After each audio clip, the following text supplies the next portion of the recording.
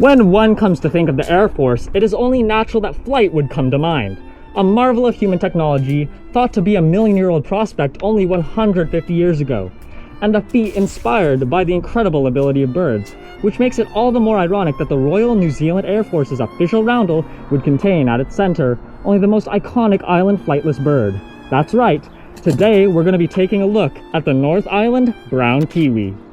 But before anything, let's go before anything and start at the beginning, because how do birds become flightless in the first place? Well, likely, the last ancestor of the kiwi probably flew to the lonely island, whether it be by normal migration patterns or some natural storm sweeping them away by gale and wind. Either way, they would have found themselves on an island, and at that, one with exactly no predators, specifically ground-dwelling mammalian predators. Also, it is highly probable that this ancestor of the kiwi would have had a predisposition to ground-dwelling, or participated in ground-oriented feeding or just behaviors in general, which would render it more likely to develop the evolutionary trait of flightlessness. The big factor, though, is energy consumption. This ties back into that lack of predators I mentioned earlier. There are two big reasons a bird would need to fly: food and evasion. Food is taken care of since New Zealand is a tropical island and there really isn't any reason to migrate away if you're living there. It provides all that is needed. And evasion, escaping predators, which we've already established is non-existent, so this culminates in the perfect situation, as flying has finally lost its advantage. Flight obviously requires some crazy big wing muscles and a bunch of other adaptations that require a lot, and I mean a lot of energy. And if you're able to cut down on it, you'd be saving a lot more of that precious energy for your survival. And so that brings us to the modern kiwi, a flightless island dweller. Except their story hasn't ended yet. First, in 1280, the Polynesians arrived. With them they brought two main species, the Polynesian rat and the Polynesian dog. These most definitely aided in the decline of this bird's population, but it wasn't until 1769, with the arrival of the Europeans and Captain Cook, that things truly were heading south.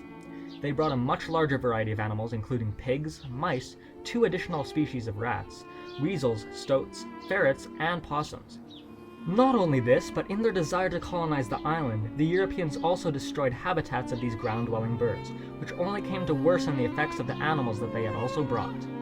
This was all to the detriment of the North Island brown kiwi, and today there are only now around 70,000 remaining, according to data from the Department of Conservation. Luckily, with a modern mindset equipped, there are many programs and organizations working to restore New Zealand along with its kiwi populations, including both community-led initiatives and predator control programs. If you wish to help yourself, there are many sources you can donate to, including, but not limited to, Save the Kiwi, the National Kiwi Hatchery, the New Zealand Conservation Trust, and also through crowdfunding operations on places like Give a Little.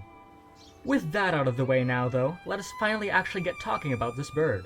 The North Island brown kiwi is the most widespread and common of the 5 recognized species of kiwis. These birds belong to a genus Apteryx, which sounds just as prehistoric as the bird themselves, and it contains, along with the North Island, the southern brown kiwi, the great spotted kiwi, the little spotted kiwi, and the Ottorino brown kiwi, the last of which being the rarest and most threatened bird, currently listed with its conservation status at critically endangered. Our North Island brown kiwi, however, can of course be found in the northern 2/3 of New Zealand's North Island, as well as some of the smaller surrounding islands. As for this bird's appearance, it is quite distinct with its plump shape, which seemingly lacks wings, its short stubby legs, its fur-like feathers, and its long curved beak. Don't underestimate them though, they can run just as fast as you, reaching speeds of up to 20 kilometers an hour. They are also relatively small, but still have some mass to them, coming in at 2.8 kilograms or 6.2 pounds, which might owe to the fact that their bones are filled with marrow, just like mammals. As for length, females are considerably and noticeably larger than the males, with the males being around 45 to 55 centimeters tall, or 18 to 22 inches, compared to the females' 50 to 60 centimeter or 20 to 24 inch height. This, I am afraid to say, is not nearly enough of the size difference to justify what I am about to tell you though. As all birds do, kiwis produce eggs. Eggs, of course, come out in the solid form that they are, hard-shelled. Generally, they are at a reasonable size. An ostrich egg, for example, might be huge in your hand, but heck, that's one huge bird. It's proportionate. Kiwis also belong to the order of birds that the ostriches belong to, though, that being the Struthionoforms. The thing is, though, they did not downsize their eggs. Look at it. That is horrifying. They literally have to rearrange their innards in order to accommodate this thing.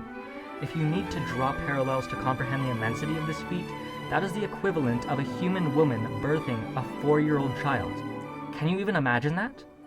That is the stuff of nightmares. Once this poor bird gets this absolute menace of an egg out though, they incubate the calcium carbonate mountain for a whopping 75 to 84 days, mostly being the male's job, actually being solely the male's job. The eggs then hatch to reveal an offspring that is fully feathered and able to fend for itself, at least after a few days, during which it will consume the yolk innards of its calcite prison. And once that's over, the birds are on their own for the rest of their lives. On their own, they'll be able to glean the New Zealand forest floor for a variety of things, but mainly invertebrates and insects, such as worms, beetles, and spiders, but also leaves and fruits at times. One perhaps unknown thing about kiwis too is that they are a nocturnal species, and will actually utilize a keen sense of smell to locate and snatch up food in the darkness. And that's just about all I have to say about this fascinating bird. Thank you guys if you watched to the end. You're the real ones. And I hope to see you again next time. And don't forget to both like and subscribe. It means a lot. Anyways, have a great rest of your day, and happy birding.